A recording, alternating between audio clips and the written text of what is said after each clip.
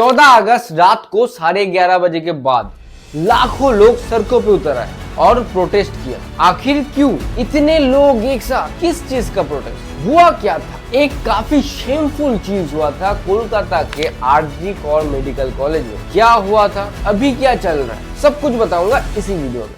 9 अगस्त 2024 सुबह 7 बजे के आसपास आरजी कौर मेडिकल कॉलेज में मिली एक हाफ न्यूड डेड बॉडी। ये डेड बॉडी उसी कॉलेज की एक second year post graduate student की थी। हॉस्पिटल अथॉरिटी लड़की के घर वाले को कहा आपकी बेटी सुसाइड की है। उस रात वो लड़की ऑनलाइन फूड ऑर्डर करके खाना वाना खाई। ओलंपिक्स में नीरज चोपड़ा का परफॉर्मेंस देखने के बाद लगभग 2 बजे सेमिनार रूम में रेस्ट करने के लिए चली गई। 36 आवर्स की ड्यूटी है, रेस्ट तो चाहिए होगा। और सुबह स्टूडेंट की लाश मिली उसी सेमिनार रूम में। इंफॉर्मेशन मिलने के बाद स्टूडेंट के घर वाले भी हॉस्पिटल में आए, लेकिन वहां आने के बाद क्या हुआ आप ये क्लिप देखिए। ये जो हादसा हुआ है 9 अगस्त करीबन 10:30 बजे, मेरे पड़ोसी को मैं चीखते बिखलाते हुए, रोते हुए मुझे वो लिपटती है और कहती है कि सब कुछ ख़त्म हो गया। मैंने कहा क्या हुआ?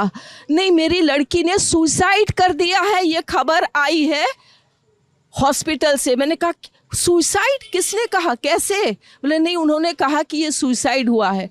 हम 4 जन, मिस्टर मिसेस, हम और हमारे एक और कर्मचारी, हम जब जाते हैं वहाँ हमको 3 घंटा खड़े रखा। एक पेरेंट्स जिनकी बच्ची 31 इयर्स ओल्ड की ऐसी ख़त्म हो जाती है, उनको 3 घंटा खड़ा रखा और ये हाथ जोड़ती रही। माँ बाप हाथ जोड़ते रहे, हमें एक बार दिखाओ, हमारी बच्ची का मुंह एक बार दिखाओ। हमको नहीं दिखाया गया। 3 घंटे तक खड़े रहने के बाद ये दोनों हस्बैंड वाइफ अंदर जाते हैं सेमिनार रूम में और ये पापा अपने dead body of the girl जिसके मुंह में खून था फोटो खींच के लाके मुझे दिखाते हैं। उन बच्ची का शरीर में कोई कपड़ा नहीं था, पैर दोनों राइट एंगल में मिला गया। राइट एंगल में एक पाँव बेड के इस तरफ, एक पाँव बेड के इस तरफ मिला गया। जब तक पेल्विक गर्डल नहीं टूटता है इस तरह 2 पाँव को नहीं चीरा जा सकता है।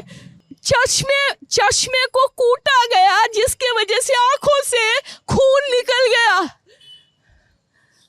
गले में गला दबाकर मारा गया। और पूरा ये जो मैं बोल रही हूँ ये पूरा पोस्टमार्टम रिपोर्ट में वायरल हुआ है, आप लोग कृपया देखिए, ये कोई मनगढ़ंत नहीं है। ऑटोप्सी रिपोर्ट सोशल मीडिया के थ्रू बाहर आया। आंख और मुंह से खून निकल रहा था, हाथ में चोट, पैरों में चोट, होंठ और नाक की तो हालत खराब थी। प्राइवेट पार्ट्स में मल्टीपल चोट के निशान, इवन थायराइड कार्टिलेज भी टूट गया था। 150 ग्राम सीमेन भी मिला उस फीमेल स्टूडेंट के बॉडी से। इतना सब कुछ हुआ था, एक अंधा भी कहेगा ये कोई सुसाइड नहीं था। लेकिन हॉस्पिटल अथॉरिटी ने क्यों कहा कि ये एक सुसाइड था? भरे हॉस्पिटल में एक लड़की का ऐसे हालत करना कोई एक इंसान की बस की बात नहीं, और इतने भारी मात्रा में सीमेंट सिर्फ एक इंसान का तो नहीं हो सकता, तो ये पक्का गैंग रेप है। अब सवाल ये है कि इसके पीछे कितने लोग थे और वो कौन कौन थे? लड़की के पेरेंट्स जब हॉस्पिटल में आए तो उनको लड़की को देखने क्यों नहीं दिया गया? ये इंसिडेंट हुआ था रात को 3 से 5 बजे के बीच, लेकिन माँ को उस रूम में घुसने दिया 2 बजे के आसपास, क्राइम होने के लगभग 12 घंटे बाद। इस दौरान आरजी कौर मेडिकल कॉलेज के प्रिंसिपल डॉक्टर संदीप घोष का बयान आया। इतनी रात में लड़की को सेमिनार हॉल में जाने की क्या जरूरत थी? ये सुन के जनता और बाकी स्टूडेंट और भी भड़क गए। स्टूडेंट स्ट्राइक करने लगे तो प्रेशर में आके छानबीन भी स्टार्ट हुआ। प्रिंसिपल के ऊपर प्रेशर आया तो उन्होंने रिजाइन दे दिया, लेकिन 8 से 9 घंटे के अंदर ही उसका ज्वाइनिंग आ गया कैलकाटा मेडिकल कॉलेज। ये क्या चल रहा है, मजाक? कुछ भी हो रहा है। पुलिस को क्राइम सीन में एक ब्लूटूथ ईयरफोन मिला। क्राइम के दिन संजय रॉय नाम का एक सिविक वॉलंटियर को सेमिनार रूम के आसपास घूमते हुए देखा गया, तो मिस्टर रॉय को बुलाया गया पूछताछ के लिए।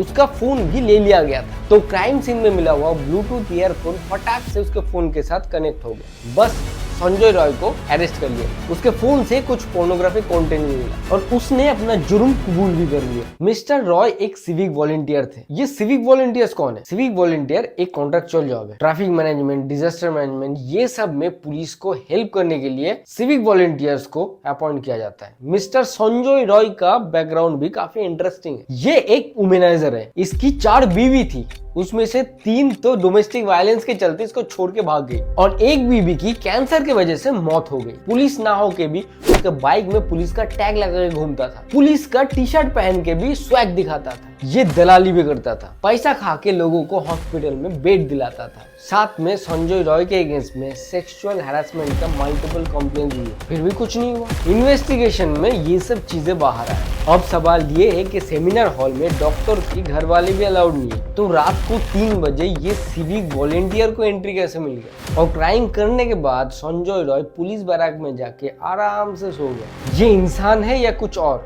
ये सब काम करने के बाद कोई कैसे सो सकता है? वही मेडिकल कॉलेज के एक डॉक्टर ने कहा, यहाँ सिक्योरिटी का इशूज तो है, कोई भी इंसान कभी भी रूम में घुस जाता है। 3 महीने पहले एक कंप्लेंट भी आई थी, कुछ ड्रंक लोग रूम में घुस आए थे, लेकिन इसके अगेंस्ट में कोई भी एक्शन नहीं लिया गया। पहले भी ऐसा हुआ है। 3 महीने पहले भी एक फीमेल पीजीटी थी, उन्होंने कंप्लेन किया था कि रूम के अंदर तक 3 ड्रंक लोग घुस आए, पर कुछ उसके लिए कुछ कदम नहीं उठाया गया। फिर हाई कोर्ट एक्शन में आया। पहले तो प्रिंसिपल संदीप घोष को छुट्टी में भेजा और ये केस सीबीआई को हैंडओवर किया। अभी कहानी में एक और ट्विस्ट आया जब इस इंसिडेंट के कुछ ही दिनों के अंदर आरजी कौर मेडिकल कॉलेज में रेनोवेशन का काम स्टार्ट हुआ। क्राइम सीन के 20 मीटर के अंदर ही रेनोवेशन के नाम पे तोड़फोड़ चल रहा है, मतलब कुछ भी हो रहा है। तो 14 अगस्त 11:30 बजे के बाद नॉट ओनली कोलकाता, इंडिया के लाखों लोग इस मर्डर केस के प्रोटेस्ट में सड़कों पे उतर है। लेकिन इस प्रोटेस्ट के बहाने 1000 से 2000 मॉब सीधा आरजी कौर कॉलेज में घुस गए और वहां तोड़फोड़ किया। क्राइम सीन में जो भी एविडेंस बचा था सब खत्म। ये 1000-2000 मॉब में से आज के डेट में सिर्फ 25 को आइडेंटिफाई किया गया। आरजी कौर में मौत का सिलसिला आज का नहीं है, कई सालों से चलता आ रहा है। 25 अगस्त 2001 सौमित्र विश्वास नाम का एक स्टूडेंट का डेड बॉडी मिला उसी के हॉस्टल रूम से। पुलिस ने कहा ये सुसाइड है। 2003 में अरिजीत दत्ता नाम का 24 साल का एक हाउसकीपर अपना नस काट के सुसाइड कर लिया। 2016 में एक प्रोफेसर का डिकम्पोज बॉडी मिला उन्हीं के रेंटेड हाउस से। 2020 25 साल की पोलोमी शाह जो जूनियर डॉक्टर थी आरजी कौर मेडिकल कॉलेज में, इमरजेंसी बिल्डिंग से कूद के अपनी जान दी।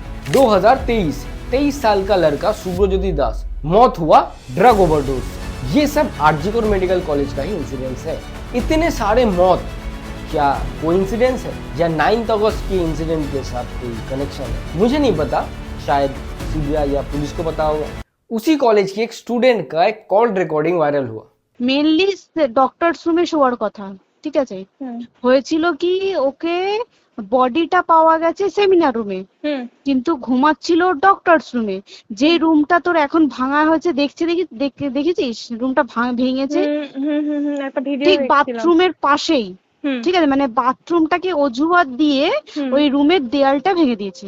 অ্যাকচুয়াল কাণ্ডটা ঘটেছে তোর ইয়েতে, ওই রুমটার ভেতরে, डॉक्टर्स रूम में। इसमें कहा जा रहा है डॉक्टर्स तो डॉक्टर्स रूम में आराम करते हैं, सेमिनार रूम में नहीं। और रेनोवेशन के नाम पे वही डॉक्टर्स रूम के एक दीवार को तोड़ा गया। तो क्या ये इंसिडेंट सेमिनार रूम में नहीं कोई दूसरे रूम में हुआ था? अभी ये कॉल रिकॉर्डिंग कितना सच कितना झूठ मुझे नहीं पता। इंडियन मेडिकल एसोसिएशन ने 17 तारीख को 24 घंटे के लिए डॉक्टर स्ट्राइक बुलाया। सिर्फ इमरजेंसी सर्विसेज को छोड़ के बाकी सब सर्विसेज बंद, क्योंकि कई सारे सवालों का जवाब अभी भी नहीं मिला। अभी तो ये शायद सभी को पता होगा कि ये घिनौना काम करना किसी एक इंसान की बस की बात नहीं है। तो इसके पीछे कौन कौन है? क्या ये कोई गैंग रेप है या प्री प्लान्ड मर्डर? संजय का पकड़ा जाना, अपना जुर्म कबूल कर लेना, वो भी इतने आसानी से। आपको दाल में कुछ काला नहीं लग रहा? अचानक से रेनोवेशन का काम या प्रोटेस्ट के नाम पे क्राइम सीन को डिस्ट्रॉय करना, क्या ये सब एक कोइंसिडेंस है या इसके पीछे है कोई पावरफुल इंसान का हाथ? ये सब सवालों का जवाब जब तक नहीं मिलता प्रोटेस्ट चलना चाहिए। कोलकाता